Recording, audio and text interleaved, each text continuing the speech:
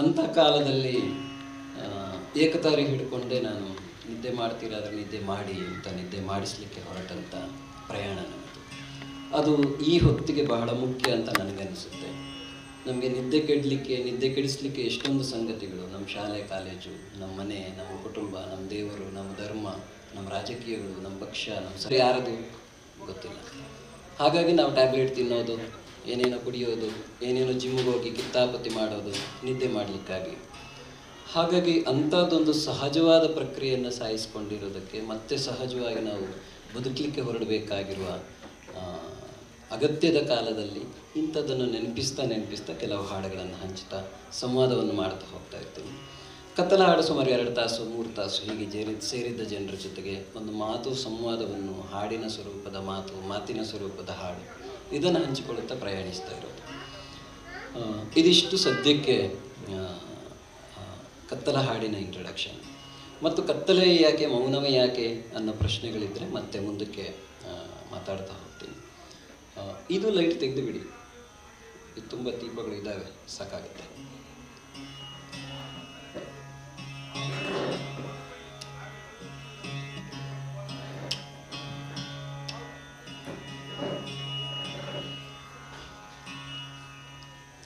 ಮುಂದಿನ ಹಾಡು ನಾನು ಹೀಗೆ ಏಕತಾರಿ ಹಿಡಿದು ಹಾಡಲಿಕ್ಕೆ ಶುರು ಮಾಡಿದ ಮೊದಲನೇ ಹಾಡು ನಮ್ಮ ಎಲುಬಿನ ಹಂದರದೊಳಗೊಂದು ಮಂದಿರ ಇದೆ ಅಂತ. ಆ ಹಾಡನ್ನು ಬರೆದವರು ಡಾಕ್ಟರ್ ಮೂಡ್ನಗೂಡು ಚಿನ್ನಸ್ವಾಮಿ ಅನ್ನೋಂಥ ಒಬ್ಬರು ಕವಿ. ಸೆಕೆಂಡ್ PUCಯಲ್ಲಿ ಕನ್ನಡದಲ್ಲಿ ಟೆಕ್ಸ್ಟ್ ಆಗಿತ್ತು. ಈಗ ಅದೇ ಕವಿ ಬರೆದ ಒಂದು ಇಂಗ್ಲೀಷ್ ಕವಿತೆ, ಇಂಗ್ಲೀಷ್ ಹಾಡು ಫಸ್ಟ್ PUCಯವರಲ್ಲಿದೆ, ಡಾಕ್ಟರ್ ಮೂಡ್ನಗೂಡು ಚಿನ್ನಸ್ವಾಮಿ ಅವರು. ಅದೇ ಕವಿ ಬರೆದಿರುವ ಕನ್ನಡ ಹಾಡಿದು. ನನಗೆ ಸಿಕ್ಕ ಟೆಕ್ಸ್ಟ್ಗಿಂತ ಸುಮಾರು 3 ಪಟ್ಟು ಉದ್ದ ಆಗಿದೆ. ಅದು ಯಾಕೆ ಅಂತ ನಿಮಗೆ ಹಾಡು ಕೇಳ್ತಾ ಗೊತ್ತಾಗುತ್ತೆ.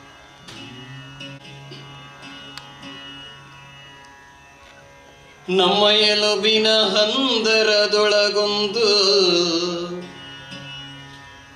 ಮಂದಿರವಿದೆ,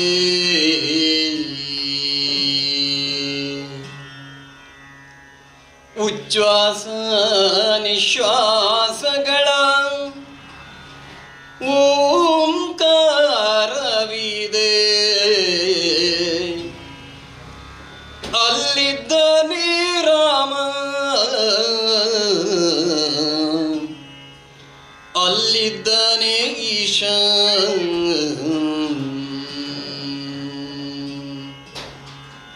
ಅಲ್ಲಿ ರಾಮನಿದ್ದಾನೆ, ಅಲ್ಲಿ ಸೀತೆ ಇದ್ದಾಳೆ, ಅಲ್ಲಿ ಈಶನಿದ್ದಾನೆ, ಅಲ್ಲಿ ಗೌರಿ ಇದ್ದಾಳೆ.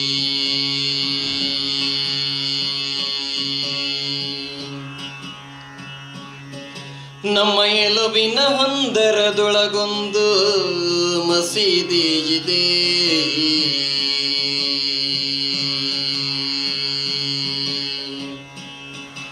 ಆಗೋ ಮೇಲೆ ನೋಟ ನಕ್ಷತ್ರ, ಕಣ್ಣಲಗೆ ಚಂದಿರ,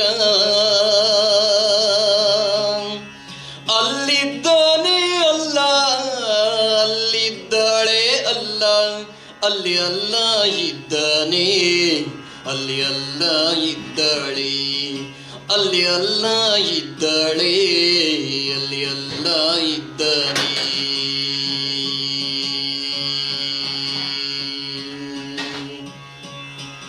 ನಮ್ಮ ಎಲುಬಿನ ಹಂದರದೊಳಗೊಂದು ಇಗರ್ಜಿ ಇದೆ,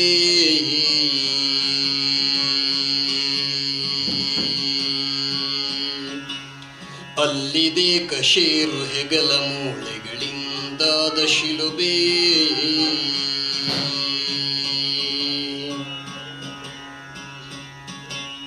ಅಲ್ಲಿದ್ದಾನೆ ನಮಗಾಗಿ ಮೊಳೆ ಜಡಿಸಿಕೊಂಡು ನಿತ್ಯ ಮರುಗುವ ಯೇಸು ಕ್ರಿಸ್ತ, ಕ್ರಿಸ್ತ ಕ್ರಿಸ್ತ ಕ್ರಿಸ್ತ. ಅಲ್ಲಿ ಯೇಸು ಇದ್ದಾನೆ, ಅಲ್ಲಿ ಮೇರಿ ಇದ್ದಾಳೆ, ಅಲ್ಲಿ ಯೇಸು ಇದ್ದಾನೆ, ಅಲ್ಲಿ ಮೇರಿ ಇದ್ದಾಳೆ.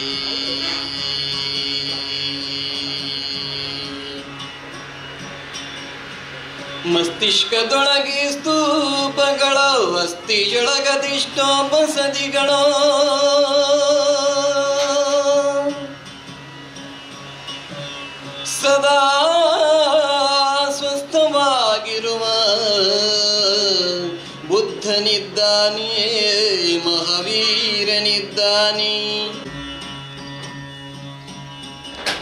ರಕ್ತ ಮಾಂಸದ ದೇಹಗಳುರುಳಿದವು,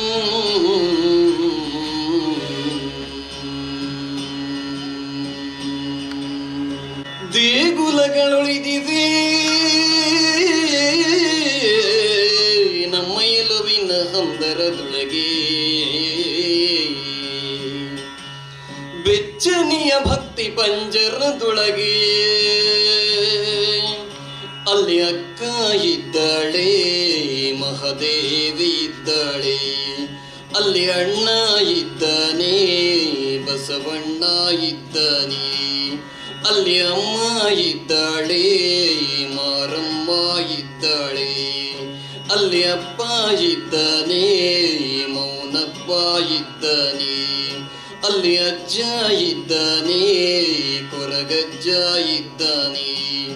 ಕಲ್ಲುಟ್ಟಿ ಇದ್ದಾಳೆ, ಸಿರಿಯಪ್ಪೆ ಇದ್ದಾಳೆ.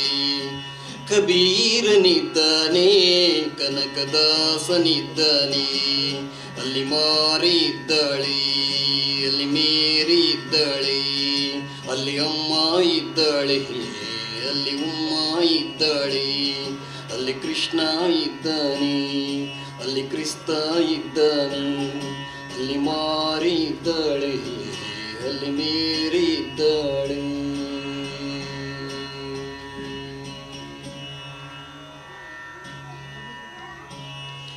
ಹೀಗೆ ನಮ್ಮೆಲ್ಲರ ಎದೆಗಳಲ್ಲಿ ನಾವು ನಂಬುವ ಬೇರೆ ಬೇರೆ ಹೆಸರಿನ, ಬೇರೆ ಬೇರೆ ಸ್ವರೂಪದ ದೇವರುಗಳು, ದೈವಗಳು, ಸತ್ಯಗಳು, ಸತ್ವಗಳು ಎಲ್ಲವೂ ನಮ್ಮನ್ನು ಹೀಗೆ ಒಂದು ಅಂಗಳದಲ್ಲಿ ಒಟ್ಟುಗೂಡಿ ಬದುಕುವ ಪ್ರಜ್ಞೆಗಳನ್ನು ದಾಟಿಸಿರುವಂಥ ಬಹಳ ದೊಡ್ಡ ದಾರಿಗಳು.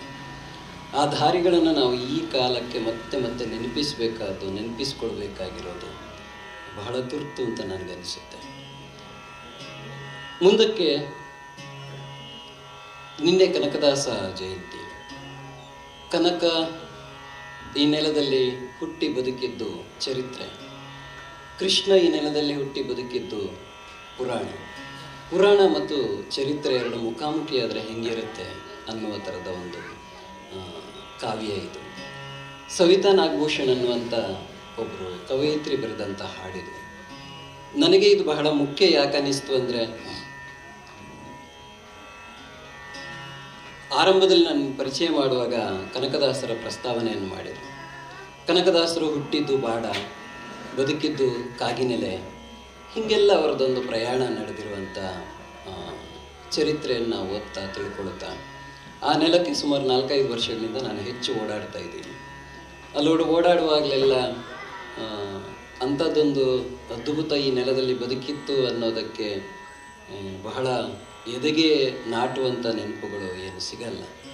ನಿಮ್ದು ಹೋದರೆ ಸಿಗುತ್ತೆ. ದೊಡ್ಡ ದೊಡ್ಡ ಈ ಬಿಲ್ಡಿಂಗ್ನಷ್ಟು ದೊಡ್ಡದು ತಂಬೂರಿಯನ್ನೆಲ್ಲ ಮಾಡಿಟ್ಟಿದ್ದಾರೆ ಸಿಮೆಂಟಿಂದ, ಆದರೆ ಅದ್ರ ಮೀಟಿದ್ರೆ ನಾದ ಬರಲ್ಲ. ಅಂಥದ್ದೊಂದು ಈ ಕಾಲ ಇರೋದು ಹಾಗೆ. ಹಾಗಾಗಿ ನನಗೆ ಈ ಹಾಡು ಬಹಳ ಪ್ರಸ್ತುತ ಅನ್ನಿಸಿರೋದು ಆ ಕಾರಣಕ್ಕೆ. ಕನಕ ಮತ್ತು ಕೃಷ್ಣರನ್ನು ಮುಖಾಮುಖಿ ನೋಡಿದರೆ ಹೇಗಿರುತ್ತೆ ಅನ್ನುವ ಹಾಡು.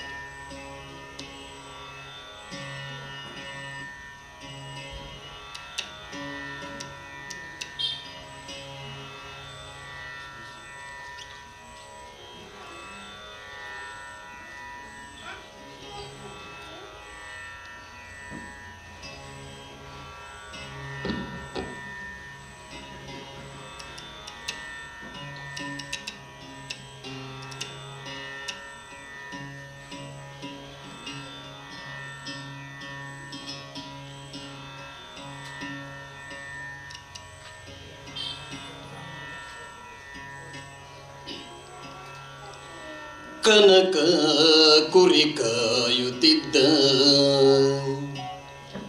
ಕೃಷ್ಣಾತನ ಮೇಯಿಸುತ್ತಿದ್ದ. ಪರಿಚಯವಾಯಿತು ಹೆಚ್ಚೇನಿಲ್ಲ, ಪರಿಚಯವಾಯಿತು ಹೆಚ್ಚೇನಿಲ್ಲ, ಹೆಚ್ಚೇನಿಲ್ಲ. ಕನಕ ಕುರಿ ಕಾಯುತ್ತಿದ್ದ, ಕೃಷ್ಣತನ ಮೇಯಿಸುತ್ತಿದ್ದ.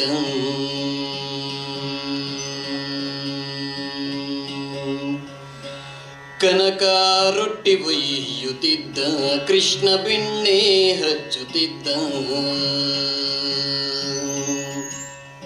ಹಂಚಿಕೊಂಡು ಉಂಡರೂ ಹೆಚ್ಚೇನಿಲ್ಲ ಹಂಚಿಕೊಂಡು ಉಂಡರೂ ಹೆಚ್ಚೇನಿಲ್ಲ ಹೆಚ್ಚೇನಿಲ್ಲ ಕನಕ ಕುರಿ ಕಾಯುತ್ತಿದ್ದ ಕೃಷ್ಣದನ ಮೇಯಿಸುತ್ತಿದ್ದ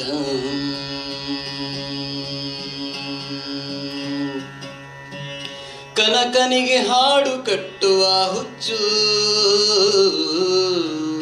ಕೃಷ್ಣನಿಗೆ ಕೊಳಲು ಅಚ್ಚುಮೆಚ್ಚು ಕನಕನಿಗೆ ಹಾಡು ಕಟ್ಟುವ ಹುಚ್ಚು ಕೃಷ್ಣನಿಗೆ ಕೊಳಲು ಅಚ್ಚುಮೆಚ್ಚು ಗೆಳೆತನ ಕುದುರಿತು ಹೆಚ್ಚೇನಿಲ್ಲ ಗೆಳೆತನ ಕುದುರಿತು ಹೆಚ್ಚೇನಿಲ್ಲ ಹೆಚ್ಚೇನಿಲ್ಲ ಕನಕ ಕುರಿ ಕಾಯುತ್ತಿದ್ದ ಕೃಷ್ಣದನ ಮೇಯಿಸುತ್ತಿದ್ದ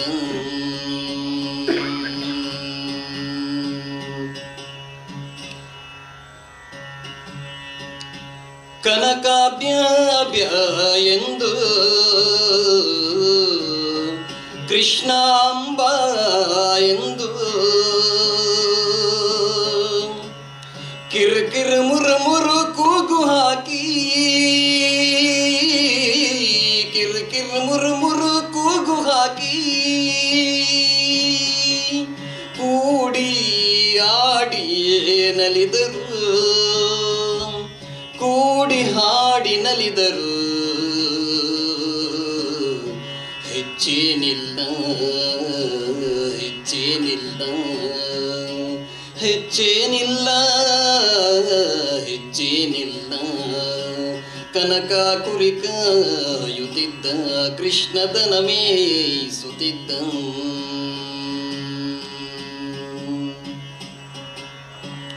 ಕುಲದ ನೆಲೆಗಿಲ್ಲ ಕಾಲದ ಹಂಗಿಲ್ಲ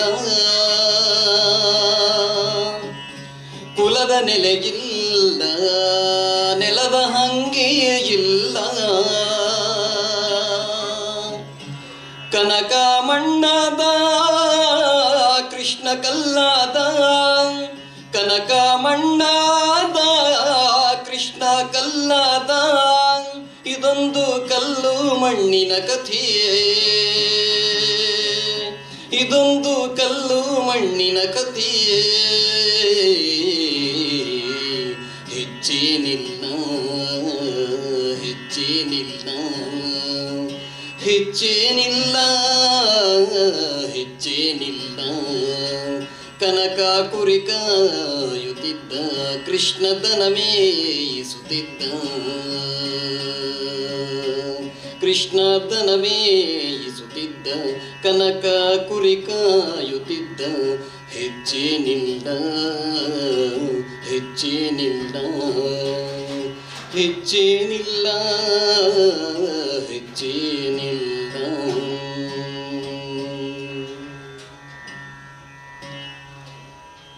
ಹೀಗೆ ಹೆಚ್ಚಿಲ್ಲದ ಸಂಗತಿಗಳನ್ನು ತುಂಬ ಹೆಚ್ಚು ಮಾಡಿಕೊಂಡು ಕ್ಲಿಷ್ಟ ಮಾಡಿಕೊಂಡು ಸಂಕೀರ್ಣ ಮಾಡಿಕೊಂಡು ಬದುಕನ್ನು ಭಾರ ಮಾಡಿಕೊಂಡು ಮತ್ತೆ ಅದನ್ನು ಹಗುರ ಮಾಡಲಿಕ್ಕೆ ಜಿಮ್ಮಿಗೆ ಆಮೇಲೆ ಬೇರೆ ಬೇರೆ ಕ್ಲಾಸ್ಗಳಿಗೆ ಬೇರೆ ಬೇರೆ ಒತ್ತಡಗಳಿಗೆ ಒಳಗಾಗೋದು ಔಷಧಿಗಳನ್ನು ತಗೊಳ್ಳೋದು ಇದೆಲ್ಲ ಮಾಡ್ತಾ ಇರೋದು ನಾವು ಸರಳವಾದ ಸಂಗತಿಗಳನ್ನು ಯಾಕಿಷ್ಟು ಕ್ಲಿಷ್ಟ ಮಾಡಿಕೊಳ್ತೀವಿ ಗೊತ್ತಿಲ್ಲ ಬಹಳ ಆಪ್ತವಾಗಿ ನಮ್ಮ ಜೊತೆಗೆ ನಾವು ನಂಬುವ ಬೇರೆ ಬೇರೆ ನಂಬಿಕೆಗಳು ಅದು ನಮ್ಮನ್ನು ಭಯಪಡಿಸೋಕ್ಕಲ್ಲ ಭಕ್ತಿಯ ದಾರಿಯಾದರೂ ಭಯಕ್ಕಲ್ಲ ಇಂಥ ಬೇರೆ ಬೇರೆ ನಿರೂಪಣೆಗಳನ್ನು ಕೇಳ್ತಾ ನಾವು ಬದುಕ್ತಾ ಇರುವ ಕಾಲವನ್ನು ಮತ್ತೆ ಅಷ್ಟು ಸಂಕೀರ್ಣ ಮಾಡಿಕೊಂಡು ಬದುಕ್ತಾ ಇದ್ದೀವಿ ಅದು ನಮ್ಮನ್ನು ಇನ್ನಷ್ಟು ಮುಕ್ತವಾಗಿಸೋಕ್ಕೆ ನಿರಾಳವಾಗಿಸೋಕ್ಕೆ ಹಗುರವಾಗಿಸೋಕ್ಕೆ ಇರುವಂಥ ದಾರಿಗಳು ಅನ್ನುವಂಥ ಪ್ರಾಥಮಿಕ ಜ್ಞಾನ ನಮಗೆ ಬರಬೇಕಾಗಿರೋದು ಎಲ್ಲ ಧರ್ಮದ ಒಳತಿರುಳು ನಮಗೆ ನಮ್ಮನ್ನು ಕಾಣಿಸೋದು ಎಲ್ಲ ಆಧ್ಯಾತ್ಮ ಪಥದ ಮೊದಲ ಮತ್ತು ಕಟ್ಟಕಡೆಯ ದಾರಿ ನನಗೆ ನನ್ನನ್ನು ಸಿಗುವ ಹಾಗೆ ಮಾಡೋದು ನಾನು ಎಂಥವರು ನಾನೆಷ್ಟು ಕೆಡುಕು ನನ್ನೊಳಗೆ ಎಂಥ ಒಳ್ಳೆತನ ಇದೆ ಎಷ್ಟು ಕೆಡುಕಿದೆ ಅವುಗಳನ್ನೆಲ್ಲ ಕಳಿಸಿಕೊಡ್ತಾ ನಾವು ಒಳ್ಳೆಯದಾಗುವ ಹಾದಿ ಹೇಗೆ ಇದನ್ನು ಕಲಿಸ್ತಾ ಬಂದಂಥ ಎಲ್ಲ ದಾರಿಗಳು. ಆದರೆ ಆ ಸತ್ವವನ್ನು, ತಿರುಳನ್ನು ಕಳ್ಕೊಂಡು ನಾವು ಬರೀ ಸಿಪ್ಪೆಗಳ ಜೊತೆ ಬದುಕ್ತಾ ಇದ್ದೀವಿ. ಹಾಗಾಗಿ ನಮ್ಮ ಒಟ್ಟು ಬದುಕುಗಳು ಇಷ್ಟೊಂದು ಗೊಂದಲ, ಇಷ್ಟೊಂದು ಭಾರ, ಇಷ್ಟೊಂದು ಸಂಕೀರ್ಣವಾಗಿ ಬದುಕ್ತಾ ಇರೋದು. ಇದೇ ದಾರಿಯಲ್ಲಿ ತುಂಬ ಮಂದಿಯ ಜೀವನ ಧಾರೆಗಳು ನಮ್ಮ ಈ ನೆಲವನ್ನು ಬಹಳ ವಿಶಿಷ್ಟವಾಗಿ ಕಟ್ಟುತ್ತಾ ಹೋಗಿದೆ. ಅಂಥ ಕೆಲವನ್ನು ನಾನು ನಿಮ್ಮ ಜೊತೆಗೆ ಹಂಚಿಕೊಳ್ತಾ ಹೋಗ್ತೀನಿ.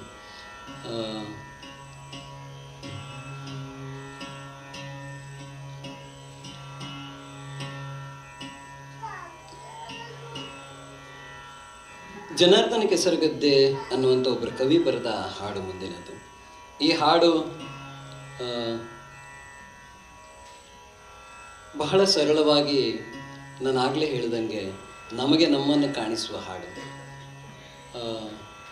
ಜಲಾಲುದ್ದೀನ್ ರೂಮಿ ಎನ್ನುವಂಥ ಒಬ್ಬರು ಕವಿ, ಆ ಕವಿ ಒಂದು ಕವಿತೆಯಲ್ಲಿ ಹೇಳ್ತಾರೆ, ಕಲೆ ಕನ್ನಡಿಯಲ್ಲಿಲ್ಲ ನಿನ್ನ ಮುಖದಲ್ಲೇ ಇದೆ ಅಂತ. ನಾವು ಕನ್ನಡಿ ಮುಂದೆ ನಿಂತ್ಕೊಂಡು ಯಾವಾಗಲೂ ಕನ್ನಡಿಯನ್ನು ಒರೆಸ್ತಾ ಇರ್ತೀವಿ, ಮುಖದಲ್ಲೇ ಕಲೆ ಇರುತ್ತೆ. ಅಥವಾ ತುಂಬ ಸಲ ಮುಖದಲ್ಲೂ ಇರಲ್ಲ, ನಮ್ಮ ಕಣ್ಣ ನೋಟದಲ್ಲೇ ಇರುತ್ತೆ, ಒಳಗಿಂದಲೇ ನಾವು ನೋಡ್ತಾ ಇರ್ತೀವಿ ಎಲ್ಲವನ್ನು, ಸರಿ ಇಲ್ಲ ಸರಿ ಇಲ್ಲ ಅಂತ. ಹಾಗಾಗಿ ನಾವು ಒಳಗಿಂದ ನೋಡುವ ಕಣ್ಣಲ್ಲೇ ಈ ಕನ್ನಡಕಗಳನ್ನು, ಈ ಪರದೆಗಳನ್ನು, ಈ ಲೇಪಗಳನ್ನೆಲ್ಲ ಕಳಚಿ ಬಹಳ ಸಹಜವಾಗಿ ನೋಡೋಕ್ಕೆ ಸಾಧ್ಯ ಆದರೆ ಅದು ಹೆಚ್ಚು ನಮ್ಮನ್ನು ಮುಕ್ತರನ್ನಾಗಿಸ್ತಾ ಹಗುರವಾಗಿಸುವ ದಾರಿ ಅನ್ನುವ ನೆನಪನ್ನು ಈ ಹಾಡು ಮತ್ತೆ ಮಾಡುತ್ತೆ.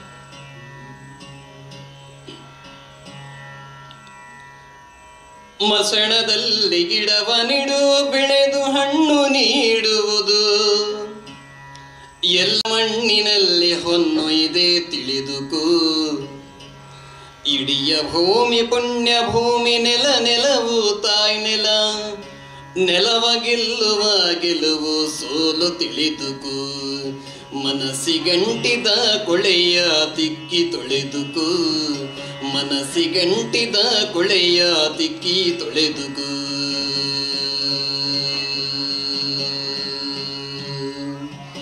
ಮನಸ್ಸಿಗಂಟಿದ ಕೊಳೆಯ ತಿಕ್ಕಿ ತೊಳೆದುಕೋ, ಮನಸ್ಸಿಗಂಟಿದ ಕೊಳೆಯ ತಿಕ್ಕಿ ತೊಳೆದುಕೋ.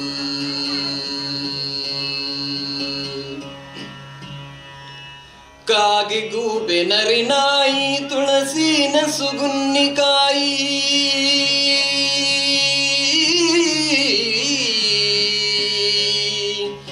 ಕಾಗಿ ಗೂಬೆ ನರಿನಾಯಿ ತುಳಸಿನ ಸುಗುನ್ನಿಕಾಯಿ.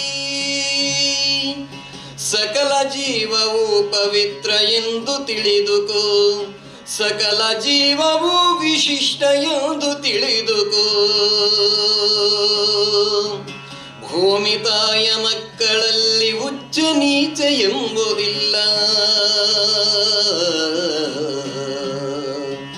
ಭೂಮಿ ತಾಯ ಮಕ್ಕಳಲ್ಲಿ ಉಚ್ಚ ನೀಚ ಎಂಬುದಿಲ್ಲ.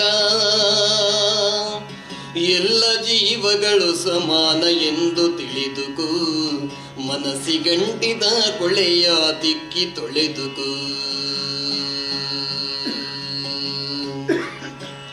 ನಾ ಈ ಹಾಡುಗಳನ್ನೆಲ್ಲ ಜನರ ಜೊತೆಗೆ ಮಾತಾಡ್ತಾ ಹಾಡ್ತಾ ಪ್ರತಿ ಹಾಡಿನ ಮಧ್ಯೆನೂ ತುಂಬಾ ಮಾತಾಡ್ತೀನಿ, ಬೇರೆ ಬೇರೆ ಸಂಗತಿಗಳನ್ನು ಎತ್ಕೊಂಡು. ಭೂಮಿ ತಾಯಿಯ ಮೇಲಿರುವ ಎಲ್ಲ ಮನುಷ್ಯ ಜೀವಗಳು ಒಂದೇ ಅಂತ ಹೇಳಿದ್ರೆ ನಮ್ಗೆ ಅರ್ಥನೇ ಆಗಲ್ಲ. ಯಾಕಂದ್ರೆ ನಾವು 1000 ಧರ್ಮಗಳನ್ನು, ಇನ್ನೊಂದು 10,000 ಜಾತಿಗಳನ್ನು ಅದೆಲ್ಲ ಮಾಡಿಕೊಂಡು ಕಿತ್ತಾಡ್ಕೊಂಡು ಸಾಯ್ತಾ ಇದ್ದೀವಿ. ಬಹಳ ಸಿಂಪಲ್ ಆಗಿ ಈ ನೆಲದಲ್ಲಿ ಮನುಷ್ಯ ಜೀವ ಹುಟ್ಟಿದ ನಂತರ ಬಾಲದ ಜೊತೆಗೆ ಬದುಕ್ತಾ ಬದುಕ್ತಾ ಆ ಬಾಲ ಕಳಚಿಕೊಂಡ ನಂತರ 2 ಕೈಯಲ್ಲಿ ನಡಿಲಿಕ್ಕೆ ಶುರುವಾದಾಗ ನಮ್ಮ ಬುದ್ಧಿ ವಿಕಾಸ ಹೊಂದುತ್ತಾ ಹೀಗೆ ಮನುಷ್ಯ ರೂಪಕ್ಕೆ ನಾವು ಪರಿವರ್ತನೆ ಆದ, ವಿಕಸನಗೊಂಡ ನೆನಪು ತುಂಬ ಮಂದಿಗೆ ಇನ್ನೂ ಆಗೇ ಇಲ್ಲ. ವಿಜ್ಞಾನವನ್ನು ನಂಬೋದೇ ಇಲ್ಲ. ನಮಗೆ ವಿಜ್ಞಾನ ನಂಬೋದು ಮೊಬೈಲ್ ಬೇಕು ಅಂತ ಮಾತ್ರ. ಫ್ಯಾನು, AC, ಮೊಬೈಲು, TV ಇದಕ್ಕೆಷ್ಟೇ ನಮಗೆ ವಿಜ್ಞಾನ ಬೇಕಿರೋದು. ನಮ್ಮ ಯೋಚನೆ ಮತ್ತೆ 5,000 ವರ್ಷಗಳ ಹಿಂದೆ ಇದೆ. ಹಾಗಾಗಿ ನಾವು ಬಹಳ ಸುಲಭಕ್ಕೆ ಅವುಗಳನ್ನೆಲ್ಲ ಅರ್ಥ ಮಾಡ್ಕೊಳ್ಳೋದೇ ಇಲ್ಲ. ಹೋಮೋಸೆಪಿಯನ್ಗಳಾಗಿ ಎಲ್ಲ ಜೀವಗಳು ಒಂದೇ ಮೂಲಗಳಿಂದ ಕವಲುಗಳಾಗಿ ಒಡೆಯುತ್ತಾ ಬಂದಿರುವಂಥ ಸತ್ಯಗಳು ನಮಗೆ ಇನ್ನೂ ಎದೆಗೆ ಜೀರ್ಣಿಸ್ಕೊಳ್ಳೋಕ್ಕಾಗಿಲ್ಲ. ನಾವು ಕಟ್ಕೊಂಡ ಸಾವಿರಾರುಗಳನ್ನು ಇದು ಮೊದಲು, ಅದು ಮೊದಲು, ಇದು ಹಿಂದಿನದ್ದು, ಇದು ಮುಂದಿನದ್ದು ಅಂತ ಕಿತ್ತಾಡ್ಕೊಳ್ತಿದ್ದೀವಿ. ನಾನು ತುಂಬ ಕಡೆಗೆ ಹೋದಾಗ ಯಾವುದೊಂದು ಮಠದಲ್ಲಿ ಇತ್ತೀಚೆಗೆ ಮಾಡ್ತಿದ್ದಾಗ ಹೇಳಿದೆ, ನಿಮ್ಮ ಮನೆಗಳಲ್ಲಿ ಜಾತಿ ತಾರತಮ್ಯ ಇದೆ? ಇಲ್ಲ ಇಲ್ಲ ಇಲ್ಲ. ಸರಿ, ನಿಮ್ಮ ಮದುವೆಗಳೆಲ್ಲ ಹೆಂಗೆ ಆಗ್ತಿದ್ದಾವೆ? ಎಲ್ಲ ಜಾತಿಗಳ ಮಧ್ಯೆ ಮಿಕ್ಸ್ ಮಾಡ್ಕೊಂಡಾಗ? ಇಲ್ಲ ಇಲ್ಲ, ಆಗ ಜಾತಿ ಬೇಕು. ಸರಿ, ನಿಮ್ಮ ಮನೆಗಳಿಗೆ ಯಾವ್ಯಾವ ಜಾತಿಗಳವರೆಲ್ಲ ಬರ್ತಾರೆ? ಇಲ್ಲ, ಕೆಲವು ಜಾತಿಗಳವರು ಬರಲ್ಲ, ನಮ್ಮ ಮನೆಯವರು ಬಿಡಲ್ಲ, ಒಪ್ಕೊಳ್ಳಲ್ಲ. ನೀವು ಬೇರೆ ಜಾತಿ? ಇಲ್ಲ, ಕೆಲವು ಜಾತಿಗಳಿಗೆ ಹೋಗಲ್ಲ. ಯಾಕೆ ಹೋಗಲ್ಲ? ಕೆಲವರು ಭಾರಿ ಕೀಳು ಜಾತಿಯವರು, ಹೀಗೆ ಏನೇನೋ. ಹೀಗೆ ಈ ಚರ್ಚೆ ಮುಂದುವರಿದಾಗ ನಾನು ಕೇಳಿದೆ, ನಿಮ್ಮ ಮನೆಯಲ್ಲಿ ನಾಯಿ ಸಾಕ್ತೀರಾ? ಹೌದು. ಅದೆಲ್ಲೆಲ್ಲ ಬರುತ್ತೆ? ಬರುತ್ತೆ, ಮನೆಯಲ್ಲೆಲ್ಲ ಓಡಾಡುತ್ತೆ, ಬೆಡ್ರೂಮ್ಗೆ ಹೋಗುತ್ತೆ. ಸರಿ, ಈಗ ನೀವು ಬೇರೆ ಜಾತಿಯವರ ಮನೆಗೆ ಹೋಗಲ್ಲ, ನೀವು ನಿಮ್ಮ ಮನೆಯೊಳಗೆ ಬೇರೆ ಜಾತಿಯವರನ್ನೆಲ್ಲ ಬಿಟ್ಕೊಳ್ಳಲ್ಲ. ಈ ನಾಯಿ ನಿಮ್ಮ ಮನೆಯಲ್ಲೆಲ್ಲ ಓಡಾಡುತ್ತೆ ಅಂದರೆ ನೀವು ನಾಯಿ ಜಾತಿನ, ನಾಯಿ ನಿಮ್ಮ ಜಾತಿನ ಕೇಳಿದ್ದೆ. ಅದು ತುಂಬ ಅರಗಿಸ್ಕೊಳ್ಳಿಕ್ಕೆ ಕಷ್ಟವಾದ ಭಾಷೆ.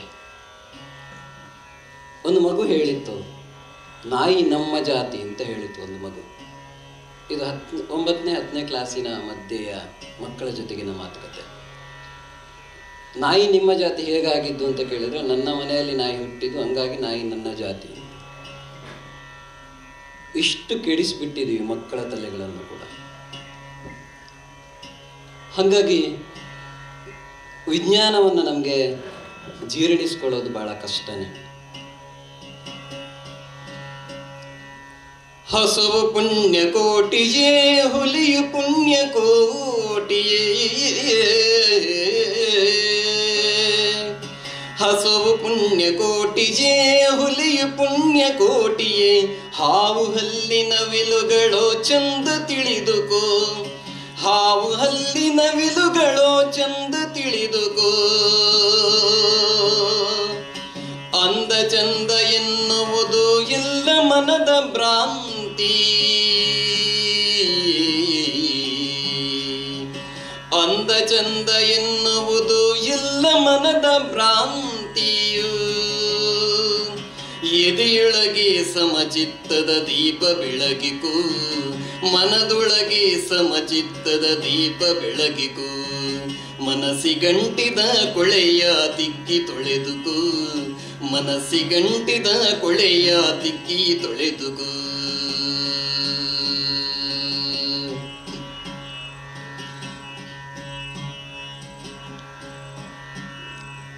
ದೇಹದ ಅಂಗಾಂಗದಲ್ಲೂ ಮೇಲು ಕೀಳು ಎನ್ನುವೆಯಲ್ಲ, ದೇಹದ ಅಂಗಾಂಗದಲ್ಲೂ ಮೇಲು ಕೀಳು ಎನ್ನುವುದಿಲ್ಲ. ಎಡಗೈ ಬಲಗೈಗಳನ್ನು ಶುದ್ಧ ಇಟ್ಟುಕೋ, ಎಡಗೈ ಬಲಗೈಗಳನ್ನು ಶುದ್ಧ ಇಟ್ಟುಕೋ. ಒಳಿತ ನುಡಿಯಲು ಒಳಿತು, ಕೆಡುಕ ಬಯಸಲು ಕೆಡುಕು. ಒಳಿತ ನುಡಿಯಲು ಒಳಿತು, ಕೆಡುಕ ಬಯಸಲು ಕೆಡುಕು. ದ್ವೇಷ ಬಿಟ್ಟು ಜೀವ ಪರ ಬದುಕು ಕಟ್ಟಿಕೋ, ಮನಸ್ಸಿಗಂಟಿದ ಕೊಳೆಯ ತಿಕ್ಕಿ ತೊಳೆದುಕೋ, ಮನಸ್ಸಿಗಂಟಿದ ಕೊಳೆಯ ತಿಕ್ಕಿ ತೊಳೆದುಕೋ, ಮನಸ್ಸಿಗಂಟಿದ ಕೊಳೆಯ ತಿಕ್ಕಿ ತೊಳೆದುಕೋ.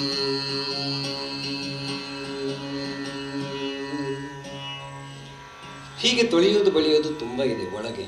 ಅದಕ್ಕೆ ಭಯ ಆಗಿ ನಾವು ಯಾವಾಗಲೂ ಹೊರಗಡೆ ಅವರು ಸರಿ ಇಲ್ಲ ಅಂತ ಹೇಳೋದು. ಯಾವಾಗಲೂ ಆ ದೇಶದಲ್ಲಿ ಬಾಂಬ್ ಇದೆ, ಅವರು ನಮ್ಮ ಹತ್ತು ತಿರುಗಿ ನಿಂತಿದ್ದಾರೆ.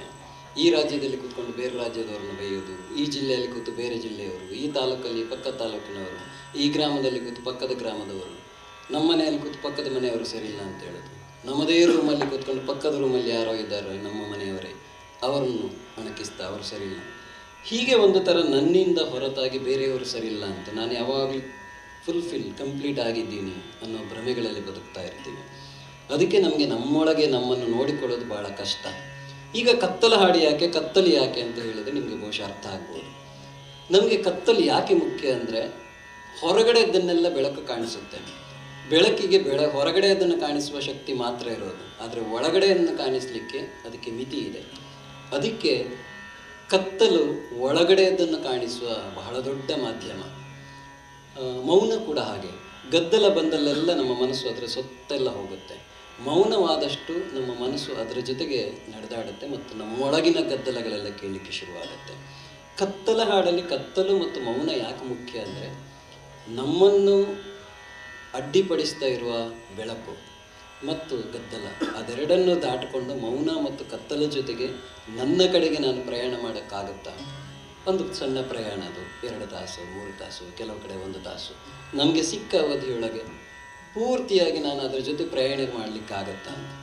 ಆದರೆ ನಮ್ಗೆ ಇಲ್ಲಿ ಕೂರಕ್ಕಾಗಲ್ಲ. ನಾವು ಕೂರೋದು ಯಾವಾಗಲೂ ವರ್ತಮಾನದಲ್ಲಿ ಬದುಕಲ್ಲ. ನಾವು ಯಾವಾಗಲೂ ಭೂತಕಾಲದಲ್ಲಿ ಹಿಂಗಾಯಿತು, ಅಯ್ಯೋ ನನ್ನ ಬದುಕು ಹಿಂಗಾಯಿತು ಅಂತ ಕಿತ್ತಾಡ್ಕೊಳ್ತಾ ಇರ್ತೀವಿ. ಅಥವಾ ಭವಿಷ್ಯದಲ್ಲಿ ಈ ಮುಗಿದ ನಂತರ ಈಗ ಏನು ಊಟ ಎಷ್ಟೊತ್ತಾಗುತ್ತೆ, ಹೋಗೋದು ಹೆಂಗೆ, ನನ್ನ ವೆಹಿಕಲ್ ಇದೆಯಾ ಇಲ್ವಾ, ಎಷ್ಟು, ಈ ಟೆನ್ಷನಲ್ಲಿ ಕೂತಿರ್ತೀವಿ. ಈಗ ಆಗ್ತಾ ಇರುವುದ್ರ ಜೊತೆ ನಾವು ಬದುಕೋದೇ ಇಲ್ಲ. ವರ್ತಮಾನ ಜೊತೆ ನಾವು ಬದುಕುವ ಪ್ರಜ್ಞೆಗಳನ್ನು ಕಳ್ಕೊಂಡ್ಬಿಟ್ಟಿದ್ದೀವಿ.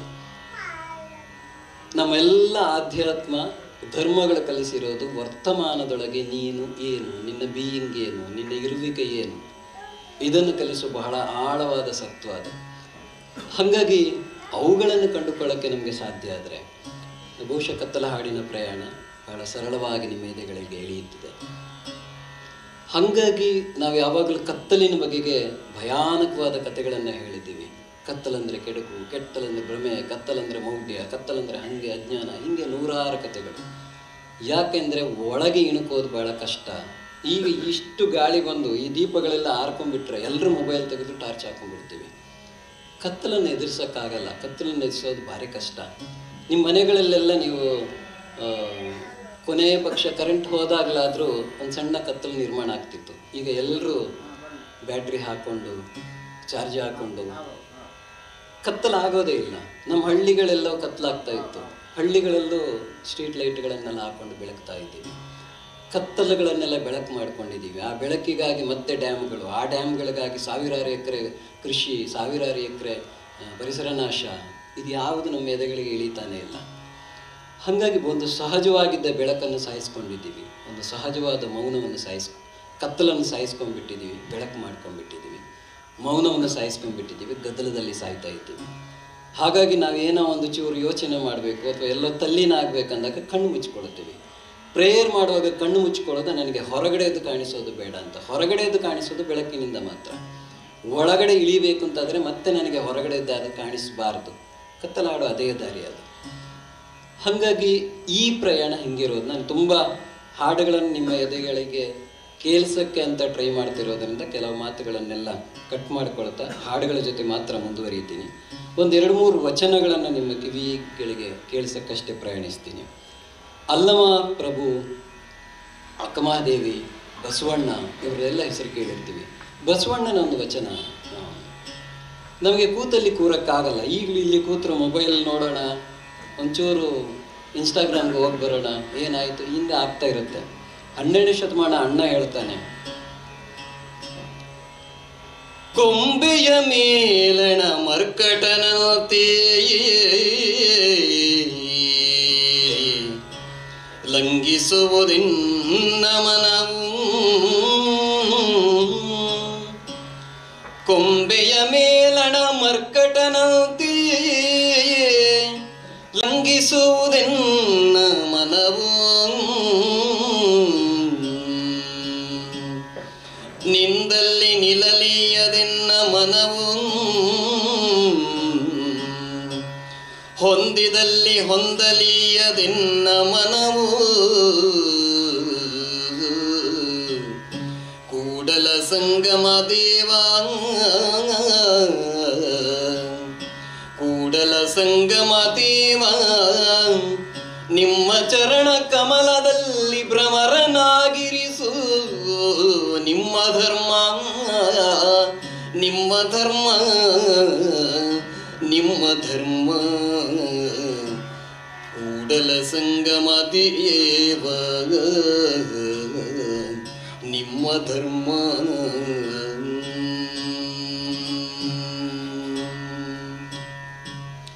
ಅಕ್ಕನದೊಂದು ವಚನ ಇದೇ ದಾರಿಯಲ್ಲಿ ನೋಡ್ತಾ ಹೋದ್ರೆ ಅಕ್ಕ ಅಂತಾಳೆ, ಅಯ್ಯ ಅರ್ಥ ಸನ್ಯಾಸಿಯಾದುಡೇನಯ್ಯ ಆವಂಗದಿಂದ ಬಂದಡು ಕೊಳದಿರಬೇಕು. ದುಡ್ಡು ಯಾವುದೇ ರೂಪದಿಂದ ಬಂದರೂ ಕೊಳದಿರಬೇಕು. ದುಡ್ಡು ಈ ಬೇಡ, 4 ಫ್ಲೋರ್ ಇದ್ದು ಬಿಲ್ಡಿಂಗ್ ಮಾಡಿಕೊಡಿ, ನನ್ನ ಆಶ್ರಮಕ್ಕೆ ಮಠಕ್ಕೆ ಬಂದು ಹೋಗೋಕ್ಕೆ ಕಾಂಕ್ರೀಟ್ ರಸ್ತೆ ಮಾಡಿಕೊಡಿ ಅಂತ ಇನ್ನೊಂದು ರೂಪದಿಂದ ಬೇಡುವುದಲ್ಲ. ಅರ್ಥ ಸನ್ಯಾಸಿಯಾದುಡೇನಯ್ಯ ವಂಗದಿಂದ ಬಂದಡು ಕೊಳದಿರಬೇಕು. ರುಚಿ ಸನ್ಯಾಸಿಯಾದುಡೇನಯ್ಯ ಜಿಹ್ವೆಯ ಕೊನೆಯಲ್ಲಿ ಮಧುರವನರಿಯದಿರಬೇಕು. ರುಚಿ ಸನ್ಯಾಸತ್ವ ಅಂದರೆ ಉಪವಾಸ. ನಮ್ಮ ಉಪವಾಸಗಳು ಬಹಳ ವಿಚಿತ್ರ. ನಾವೆಲ್ಲ ನೋಡ್ಕೊಂಡು ಬದುಕ್ತಾ ಇದ್ದೀವಿ. ಪ್ರತಿದಿನ 1 kg ತಿಂತ ಇದ್ದರೂ ಉಪವಾಸ ದಿನ 4 kg ತಿಂತೀವಿ. ಹೆಸರು ಅನ್ನದು ತಿನ್ನಬಾರದು, ಇನ್ಯಾವುದೋ ತಿನ್ನಬೇಕು ಅಂತ. ನಾವು ಪ್ರತಿನಿತ್ಯ ತಿನ್ನುತ್ತಾ ಇರೋದನ್ನು ಬಿಟ್ಟು ಬೇರೆ ಏನಾದರೂ ಕೊಟ್ಟು ಹೊಟ್ಟೆ ತುಂಬಿಸ್ಕೋಬಹುದು ಅಂತ. ಉಪವಾಸ ಅಂದರೆ ಹೆಸರಲ್ಲೇ ಇದೆ, ನಿರ್ದಿಷ್ಟವಾದ ಒಂದು ಉದ್ದೇಶ ಜೊತೆ ಜೀವಿಸೋದು. ಆ ಉದ್ದೇಶಕ್ಕೆ ತೊಡಕಾಗುವ ಎಲ್ಲವನ್ನು ನಾನು ನಿರಾಕರಿಸ್ತೀನಿ. ಹಾಗಾಗಿ ನನ್ನ ನಾಲಗೆಯ ತುದಿಯಿಂದ ಆಳದವರೆಗೆ, ತುದಿಯಿಂದ ಬುಡದವರೆಗೆ ಇರುವ ಎಲ್ಲ ರುಚಿಗ್ರಹಣಗಳಲ್ಲೂ ನನಗೆ ಯಾವುದು ಸಪ್ಪೆ, ಯಾವುದು ಕಹಿ, ಯಾವುದು ವಾವ್ ಅನಿಸದ ಹಾಗೆ ಎಲ್ಲವನ್ನು ಸಮ ಪ್ರಮಾಣದಲ್ಲಿ ಜೀವಿಸಕ್ಕಾಗತ್ತ. ರುಚಿ ಸನ್ಯಾಸಿಯಾದುಡೇನಯ್ಯ ಜಿಹ್ವೆಯ ಕೊನೆಯಲ್ಲಿ ಮಧುರವನರಿಯದಿರಬೇಕು. ಸ್ತ್ರೀ ಸನ್ಯಾಸಿಯಾದುಡೇನಯ್ಯ ಜಾಗ್ರ ಸ್ವಪ್ನ ಸುಷುಪ್ತಿಯಲ್ಲಿ ತಟ್ಟಿಲ್ಲದಿರಬೇಕು.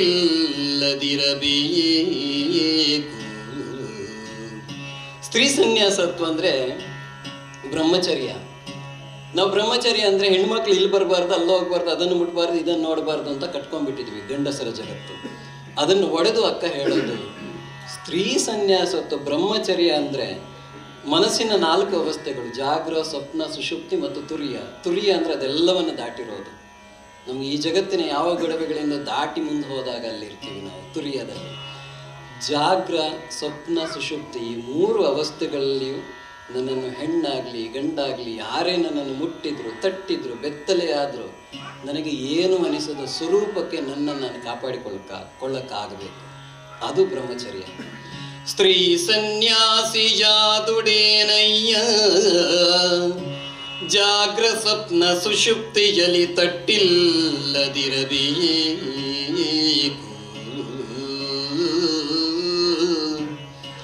ದಿಗಂಬರಿಯಾದುಡೇನಯ್ಯ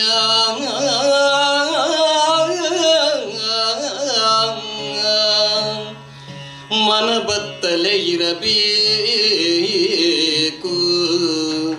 ದಿಗಂಬರಿಯಾದುಡೇನಯ್ಯ ಮನಬತ್ತಲೆ ಇರಬೇಕು. ಇಂತೀ ಚತುರ್ವಿಧದ ಹೊಲವನರಿಯದಿ ವೃಥಾ ಕೆಟ್ಟರು ಕಣ. ಚಿನ್ನ ಮಲ್ಲಿಕಾರ್ಜುನ, ಚಿನ್ನ ಮಲ್ಲಿಕಾರ್ಜುನ, ಚಿನ್ನ ಮಲ್ಲಿಕಾರ್ಜುನ.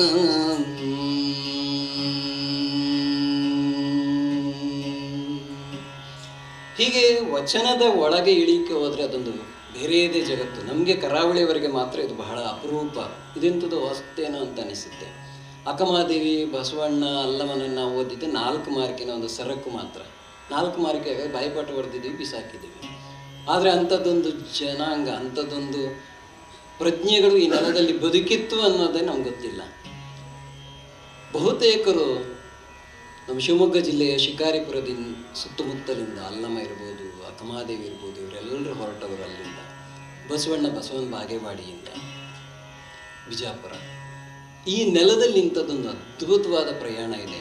ಮತ್ತು ನಾನು ನಿಮಗೆ ಮತ್ತೆ ನೆನಪಿಸಕ್ಕೆ ಹೊರಟಿರೋದು, ಇದು ನವಂಬರ್ ಆಗಿರೋದ್ರಿಂದ ಕನ್ನಡ ರಾಜ್ಯೋತ್ಸವ ಒಂದು ದಿನದ ಆಚರಣೆಗಳು ಅದೆಲ್ಲ ಅದರ ಆಚೆಗೆ 12ನೇ ಶತಮಾನದ ಕನ್ನಡವನ್ನು ಒಂದ್ಸಲ ಗಮನಿಸಿದರೆ, 12ನೇ ಶತಮಾನದ ಅಕ್ಕ ಜಾಗ್ರ, ಸ್ವಪ್ನ, ಸುಷುಪ್ತಿ ಈ 3 ಪದಗಳನ್ನು ಬಳಸ್ತಾರೆ. ಜಗತ್ತಿನಾದ್ಯಂತ ಸೈಕಾಲಜಿ, ಮನಃಶಾಸ್ತ್ರ ಒಂದು ಇಡೀ ಜಗತ್ತಿಗೆ ತೆರ್ಕೊಂಡ ಕಾಲ 18ನೇ ಶತಮಾನದ ಅರ್ಧಾವಧಿಯ ನಂತರ. ಆ ನಂತರ ನಾವು ಆ ಪರಿಭಾಷೆಗಳನ್ನೆಲ್ಲ ಕನ್ನಡದಲ್ಲಿ ಮಾತಾಡ್ತಾ ಇದ್ದೀವಿ.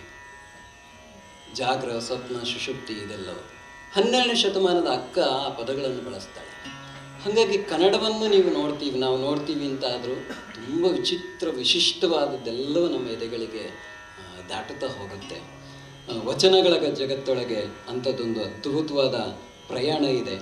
ಅದನ್ನು ಸಾಧ್ಯ ಆದರೆ ನಾವು ಆಗಾಗ ಹೋಗಿ ಬರ್ತಾ ಸಾಧ್ಯ ಮಾಡ್ಕೊಳ್ಳೋಣ ಅಂತ ನಾನು ಆಸೆ ಪಡ್ತೀನಿ. ಮತ್ತು ಕಲಿಸು ಗುರುವೇ ಕಲಿಸು ನಾನು ಯಾವಾಗಲೂ ಹಾಡ್ತಾ ಇರ್ತೀನಿ. ನಮ್ಮ ರೆಹಮಾನನ್ನ ಅದನ್ನು ಹಾಡಿ ಅಂದಿದ್ರು. ನಾನು ಅದರ ಪೂರಕವಾಗಿ ಇನ್ನೊಂದು ಗುರುಗಳ ಹಾಡನ್ನು ಹಾಡ್ತೀನಿ. ಗುರು ಅಂದರೆ ಏನು, ಗುರುತನ ಅಂದರೆ ಏನು? ನಮಗೆ ತುಂಬ ಸಲ ಗುರುತನಕ್ಕೆ ಮುಟ್ಲಿಕ್ಕೆ ಗೊತ್ತಿಲ್ಲ. ನಾವೆಲ್ಲರೂ ತುಂಬ ಅದ್ಭುತವಾದ ಶಿಕ್ಷಕರೆಲ್ಲರೂ ಗುರುಗಳಾಗಲ್ಲ. ಗುರುತನ ಅನ್ನೋದು ಲಘುತನವನ್ನು ದಾಟಿಕೊಂಡಿರೋದು. ನಾವು ಛಂದಸ್ಸು, ಮಾತ್ರೆ, ವ್ಯಾಕರಣಗಳಲ್ಲಿ ಓದಿದ್ದೀವಿ ಲಘು ಮತ್ತು ಗುರು. ಲಘು ಅಂದರೆ 1 ಮಾತ್ರೆ, ಗುರು ಅಂದರೆ 2 ಮಾತ್ರೆ. 1 ಮಾತ್ರೆಯ ಲಘುತನವನ್ನು ದಾಟಿಕೊಂಡು ಅಥವಾ 2 ಲಘುತನಗಳು ಸೇರಿಕೊಂಡಾಗ ಆ ಲಘುತನದ ಮಿತಿಗಳನ್ನು ದಾಟಿ ಹಿರಿತನಕ್ಕೆ ದಾಟೋದಿದೆಯಲ್ಲ, ಅದು ಗುರುತನ. ಆ ಗುರುತನವನ್ನು ಕಂಡುಕೊಳ್ಳುವ ದಾರಿನಲ್ಲಿ ಇದೊಂದು ವಿಶಿಷ್ಟವಾದ ಹಾಡು. ರಾಘವೇಂದ್ರ ಜೋಶಿ ಅನ್ನೋರು ಬರೆದ ಹಾಡು. 1-2 ಸೊಲ್ಲಷ್ಟೇ ಹಂಚ್ಕೊಳ್ತೀನಿ. ಯಾರಿಗೆ ಯಾರು ಗುರು, ಜಗದಲ್ಲಿ ಯಾರಿಗೆ ಯಾರು ಗುರು, ದಾರಿಯ ಹಿಡಿದರೆ ಸಿಗುವರು ಅವ್ವ ಗುರು ಸಾವಿರಾರು, ಅಯ್ಯ ಗುರು ಸಾವಿರಾರು. ಯಾರಿಗೆ ಯಾರು ಗುರು, ಜಗದಲ್ಲಿ ಯಾರಿಗೆ ಯಾರು ಗುರು, ದಾರಿಯ ಹಿಡಿದರೆ ಸಿಗುವರು ಅವ್ವ ಗುರು ಸಾವಿರಾರು, ಅಯ್ಯ ಗುರು ಸಾವಿರಾರು.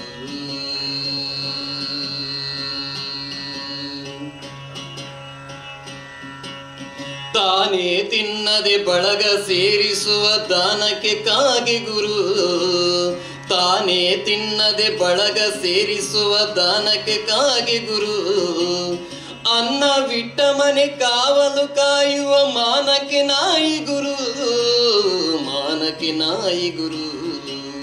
ಯಾರಿಗೆ ಯಾರು ಗುರು, ಜಗದಲ್ಲಿ ಯಾರಿಗೆ ಯಾರು ಗುರು, ದಾರಿಯ ಹಿಡಿದರೆ ಸಿಗುವರು ಅವ್ವ ಗುರು ಸಾವಿರಾರು, ಅಯ್ಯ ಗುರು ಸಾವಿರಾರು.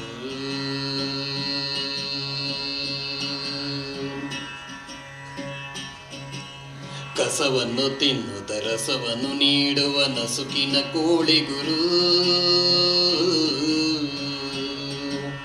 ಬಿಸಿಲು ಮಳೆಗೆ ನಸು ಬಾಡದೆ ದುಡಿಯುವ ಬಸವನೇ ನಿನ್ನ ಗುರು, ಬಿಸಿಲು ಮಳೆಗೆ ನಸು ಬಾಡದೆ ದುಡಿಯುವ ಬಸವನೇ ನಿನ್ನ ಗುರು, ಬಸವನೇ ನಿನ್ನ ಗುರು. ಯಾರಿಗೆ ಯಾರು ಗುರು, ಜಗದಲ್ಲಿ ಯಾರಿಗೆ ಯಾರು ಗುರು, ದಾರಿಯ ಹಿಡಿದರೆ ಸಿಗುವರು ಅವ್ವ ಗುರು ಸಾವಿರಾರು, ಅಯ್ಯ ಗುರು ಸಾವಿರಾರು.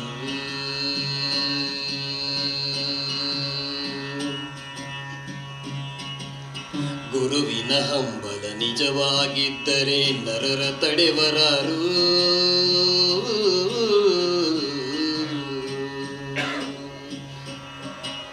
ಗುರುವಿನ ಹಂಬಲ ನಿಜವಾಗಿದ್ದರೆ ನರರ ತಡೆವರಾರು. ಅರಿತರೆ ಬಾಳು ಮರೆತರೆ ಹಾಡು ಅರಿವೇ ಪರಮ ಗುರು, ಅರಿತರೆ ಬಾಳು ಮರೆತರೆ ಹಾಡು ಅರಿವೇ ಪರಮ ಗುರು, ಅರಿವೇ ಪರಮ ಗುರು. ಯಾರಿಗೆ ಯಾರು ಗುರು, ಜಗದಲ್ಲಿ ಯಾರಿಗೆ ಯಾರು ಗುರು, ದಾರಿಯ ಹಿಡಿದರೆ ಸಿಗುವರು ಅವ್ವ ಗುರು ಸಾವಿರಾರು, ಅವ್ವ ಗುರು ಸಾವಿರಾರು, ಅಯ್ಯ ಗುರು ಸಾವಿರಾರು.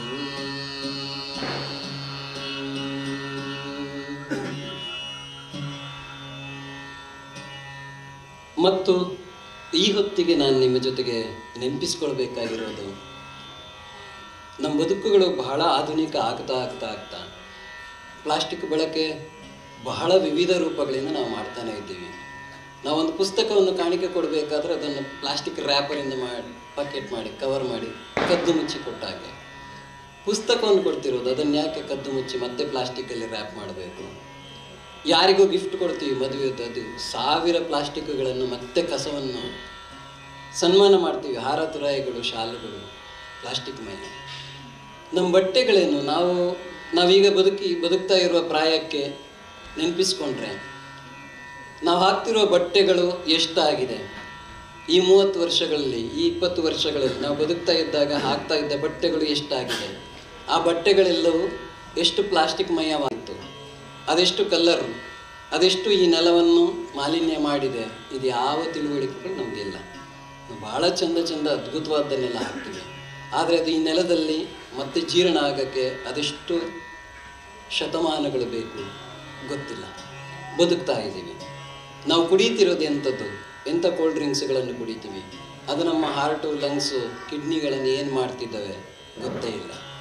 ಮಕ್ಕಳಿಗೆಲ್ಲ ಏನೇನಕ್ಕೆ ಈ ರೋಗಗಳು ಬರ್ತಿದ್ದಾವೆ ಗೊತ್ತಿಲ್ಲ. ನಾವು ಪಾರ್ಟಿ ಮಾಡೋದೆಲ್ಲ ಮತ್ತೆ ಪೆಪ್ಸಿ, ಕೊಕೊಗಳನ್ನೇ ಇಟ್ಕೊಂಡು ನಮಗೆ ನೆಲಮೂಲದ ನೆನಪುಗಳಿಂದ ಕಳಚಿಕೊಳ್ತಾ ಆಧುನಿಕೋತ್ತರವಾಗ್ತಾ ಆಗ್ತಾ ನಾವು ಎಷ್ಟೊಂದು ಯಂತ್ರಗಳಾಗಿಬಿಟ್ಟಿದ್ದೀವಿ ಅಂದರೆ, ಕನಿಷ್ಠ ನಮ್ಮ ಸುತ್ತಮುತ್ತ ಹೋಗ್ತಿರುವ ಆಗುಹೋಗುಗಳನ್ನು ಈ ಕಣ್ಣಿನಿಂದ ನೋಡೋಕ್ಕೂ ದೃಷ್ಟಿಗಳನ್ನು ಕಳ್ಕೊಂಡ್ಬಿಟ್ಟಿದ್ದೀವಿ.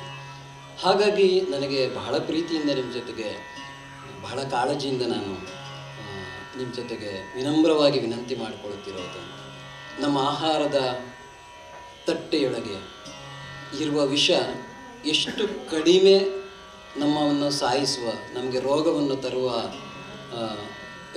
ಕಂಟೆಂಟ್ ಹೊಂದಿದೆ, ಅದನ್ನು ದಯವಿಟ್ಟು ಅರ್ಥ ಮಾಡ್ಕೊಳ್ಳೋಣ. ನಾವು ವಿಷವನ್ನು ಬಿಟ್ಟು ಆರೋಗ್ಯವನ್ನು, ಆಹಾರವನ್ನೇ ತಿಂತಾ ಇದ್ದೀವ ಅನ್ನೋ ಅರಿವು ಬರಲಿಕ್ಕೆ ನಮಗೆ ಇನ್ನೂ ತುಂಬ ವರ್ಷ ಬೇಕು. ಅದು ಮತ್ತೆ ನೆನಪಾಗಲಿ ಅನ್ನೋ ಆಶಯಕ್ಕಾಗಿ ಒಂದೇ ತುಣುಕು ಹಾಡು, ಡಾಕ್ಟರ್ ಜಿ ಎಸ್ ಶಿವರುದ್ರಪ್ಪ ಅವರು ಬರೆದ ಹಾಡಿದು, ಹೂವಿನ ದಳಗಳ ತುಂಬ ಅಮ್ಮ, ನಾನು ಆರಂಭದಿಂದ ಹಾಡ್ಕೊಂಡ್ಬಂದ ಹಾಡು. ಅದನ್ನು ತುಳುವಿಗೆ ಸತೀಶ್ ಕಕ್ಕೆ ಪದವು ಮಾಡಿದ್ದಾರೆ. ತುಳು ಕನ್ನಡ ಎರಡನ್ನು ಮಿಕ್ಸ್ ಮಾಡಿಕೊಂಡು ಒಂದೇ ಸೊಲ್ಲು ಮಾತ್ರ ಹಂಚ್ಕೊಳ್ತೀನಿ.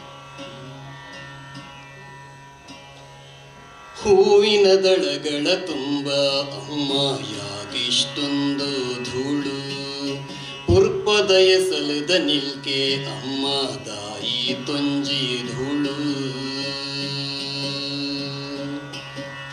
ನಿನ್ನ ಹೆರಳಿಗೂ ದೇವರ ಮುಡಿಗೂ ಹೇಗೆ ಮುಡಿಸಲಿ ಹೇಳು, ನಿನ್ನ ತರೆಕುಲ ದೇವರೆ ತರೆಕುಲ ಎಂಚ ಮುಡಿಪುನ ಪನಡು, ಅಮ್ಮ ಹೇಗೆ ಮುಡಿಸಲಿ ಹೇಳು, ಅಮ್ಮ ಎಂಚ ಮುಡಿಪುನ ಪನಡು, ಹೂವಿನ ದಳಗಳ ತುಂಬ ಅಮ್ಮ ಯಾಗಿಷ್ಟೊಂದು ಧೂಳು.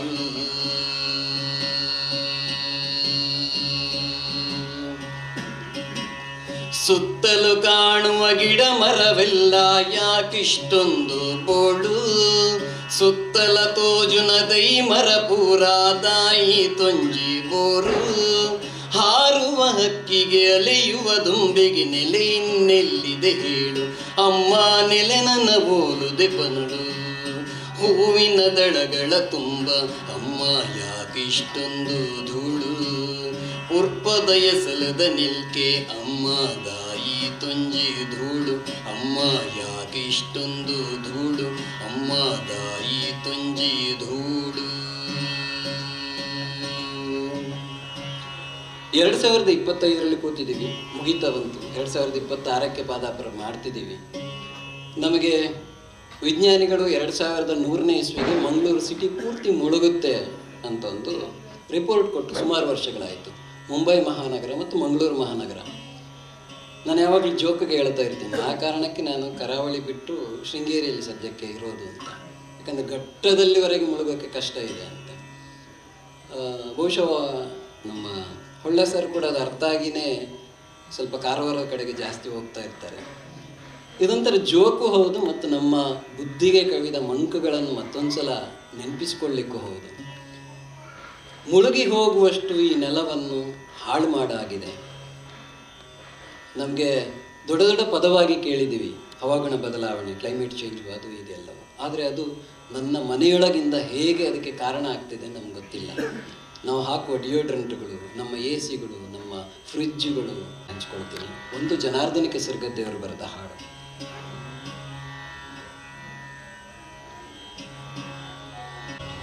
ಹೆಣ್ಣೆಂದರೆ ಬರಿ ಹೆಣ್ಣಲ್ಲ, ಒಳಗಿದೆ ಹಲವು ಭಾವ. ನಿನ್ನೊಳಗೆ ಪಾರ್ವತಿ, ನಿನ್ನೊಳಗೆ ಈಶ್ವರರು. ನಿನ್ನೊಳಗೆ ಪಾರ್ವತಿ, ನಿನ್ನೊಳಗೆ ಈಶ್ವರರು. ನಿನ್ನೊಳಗೆ ಈಶ್ವರರು. ನಾನು ನೀನು ಅವನು ಅವಳು, ಅವಳು ಅವಳೇನ. ನಾನು ನೀನು ಅವಳು ಅವನು, ಅವನು ಅವನೇನ.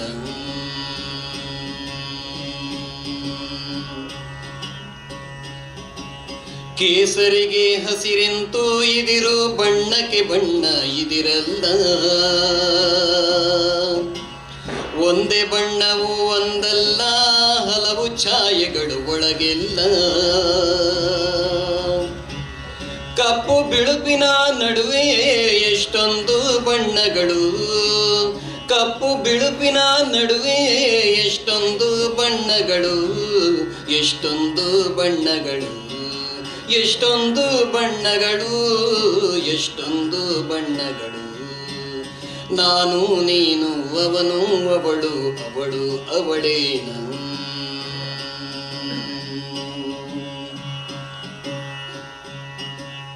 ಒಬ್ಬ ಮಹಾತ್ಮರ ಒಂದು ದಾರಿಯದು ಸರಿ ಅನಿಸಿದರೆ ಮುಂದೆ ನಡೆಯೇ. ಒಬ್ಬ ಜ್ಞಾನಿಯ ಒಂದು ಮಾತಿನಲ್ಲಿ ನಂಬಿಕೆ ಇದ್ದರೆ ಹಿಡಿದು ನಡೆಯೇ. ಸಿದ್ಧಾಂತಗಳಿಗೆ ದ್ವೇಷವು ಯಾಕೆ ಸಂವಾದದಲ್ಲಿರು. ಸಿದ್ಧಾಂತಗಳಿಗೆ ದ್ವೇಷವು ಯಾಕೆ ಸಂವಾದದಲ್ಲಿರು. ಸಂವಾದದಲ್ಲಿರು, ಸಂವಾದದಲ್ಲಿರು, ಸಂವಾದದಲ್ಲಿರು. ನಾನು ನೀನು ಅವನು ಅವಳು, ಅವನು ಅವನೇನು.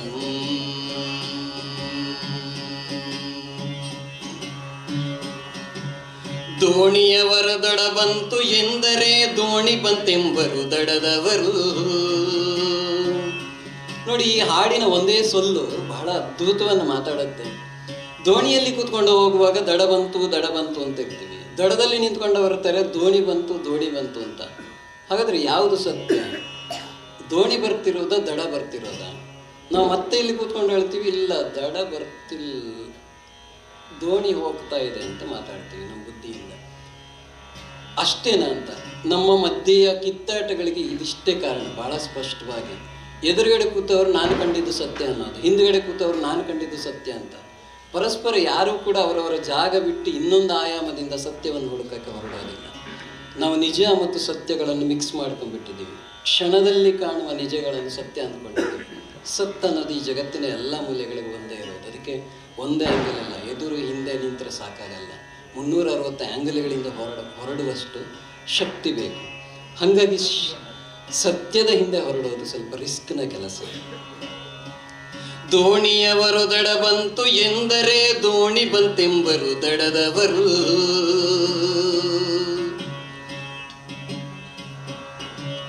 ವಿಶ್ವಕ್ಕೆ ವಿಶ್ವವೇ ಚಲನೆಯಲ್ಲಿರಲು ಸತ್ಯದ ನೆಲೆಗಳು ಹಲವಾರು. ಅಂತಿಮ ಸತ್ಯ ಅಂತಿಮವಲ್ಲ, ಹುಡುಕಾಟದಲ್ಲಿರು.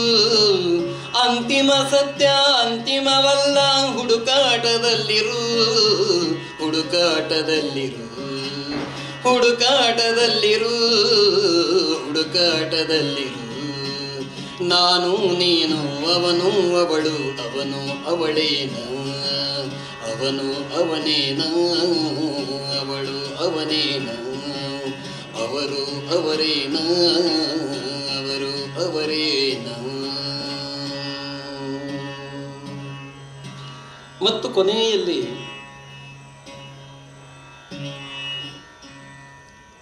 ಏಕಾಂಗಿಯಾಗಿ ಹೊರಡು ಯಾರಾದರೂ ಸಿಕ್ಕಾರೋ ಹಾಡು.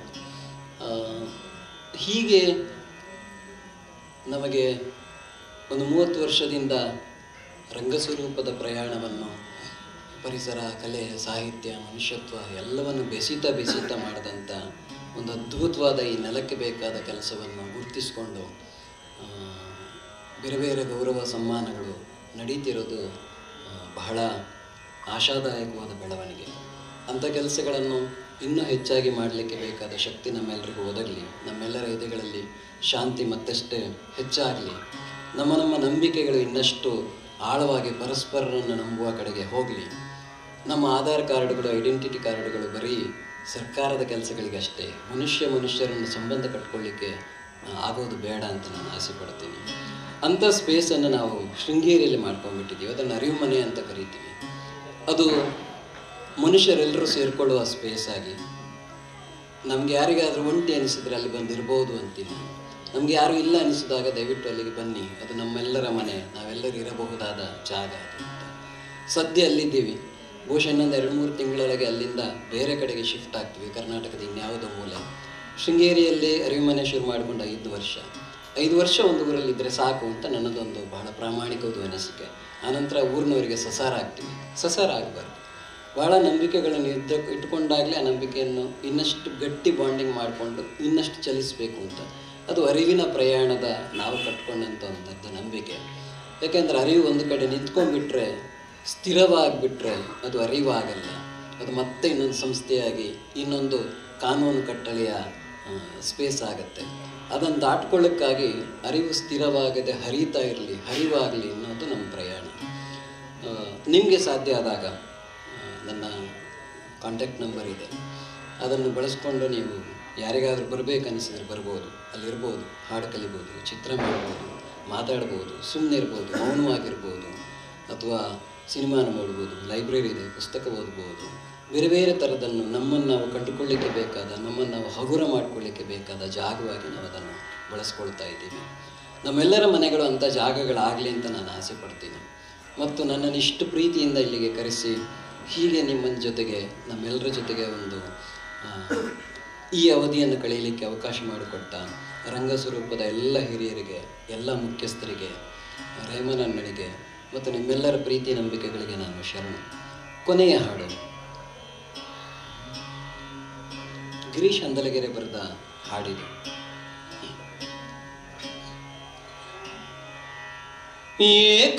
ಏಕಾಂಗಿಯಾಗಿ ಹೊರಡು ಯಾರಾದರೂ ಸಿಕ್ಕರು, ಏನನ್ನು ಬಯಸದೆ ಹೊರಡು ಬೇಕಾದುದು ಸಿಕ್ಕೀತು, ದಾರಿ ತೊರೆದು ನಡೆ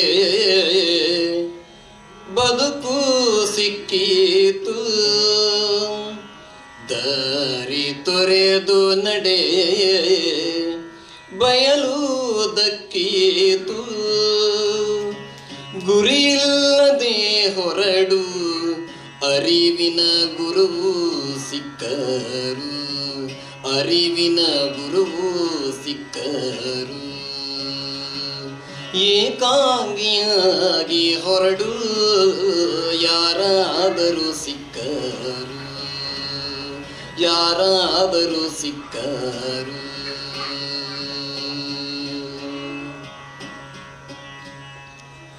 ನದಿಯ ಜಾಡು ಹಿಡಿ ಕಡಲಾಗಬಹುದು, ಧರ್ಮದ ನೆರಳ ತುರಿಯೇ ಮಹಾಮನೆ ಕಂಡೇತು, ಸಾವನ್ನು ಹುಡುಕಿ ನಡೆ ಬದುಕು ಸಿಕ್ಕೀತು, ಅಹಿಂಸೆಯ ಅಸ್ತ್ರ ತೊಡು ಜಗವೇ ಶರಣಾದೀತು, ನಿನ್ನ ವಿರುದ್ಧ ನೀ ಹೋರಾಡು ಗೆದ್ದರೆ ಸಂತನಾಗುವಿನಿ, ಗೆದ್ದರೆ ಸಂತಳಾಗುವಿನಿ. ಏಕಾಂಗಿಯಾಗಿ ಹೊರಡು ಯಾರಾದರೂ ಸಿಕ್ಕರು, ಯಾರಾದರೂ ಸಿಕ್ಕರು.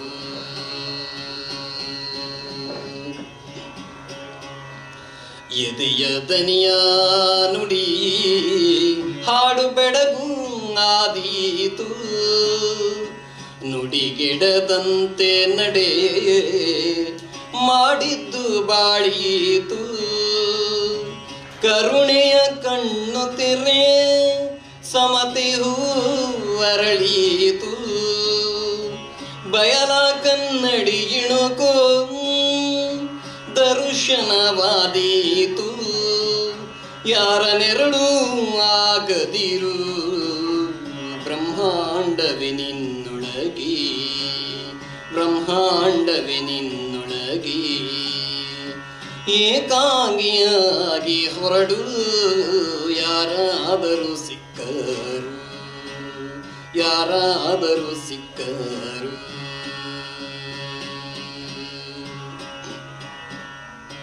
ಯಾರೋ ಒಂಟಿ ಜಲ್ಲ ನೆರಳು ಹಿಂಬಾಲಿಸೆ ಯಾರೋ ಒಂಟಿ ಜಲ್ಲ ಸಾವು ಹಿಂಬಾಲಿಸೆ ನಡೆದಷ್ಟು ಹಾದಿ ಕಂಡಷ್ಟು ಬಯಲು ಅರಿತಷ್ಟು ಹಸಿವು ಒಳೆದಷ್ಟು ಅನಂತ